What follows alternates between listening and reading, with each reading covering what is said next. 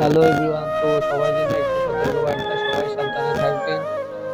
এই বন্যায় যাদের এই যে ঘরে পানি উঠে গেছে তারা একটু সাবধানে থাকবেন, কারণ এই যে সাপগুলো দেখতেছেন এগুলো আপনাদের ঘরেও ঢুকতে পারে। তো আজকে আমাদের ঘরে একটা ঢুকেছিল, তো আমাদের হাতে ধরা পড়ে গেছে। তো দেখেন আমরা ওই যে এটার এই সাপটাকে একটা কুচ ছিল, ওই কুচ দিয়ে মারলাম পুরো মাথা বরাবর।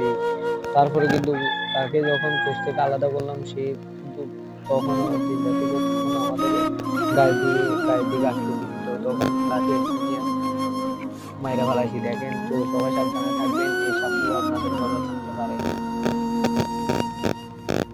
এই সাপগুলো যদি দেখতে পান তাহলে লাঠি দিয়া এই সাপগুলোরে মাইরা ফেলাবেন। সবাই সাবধানে চলাফেরা করবেন। ওকে, গুড বাই, লাভ।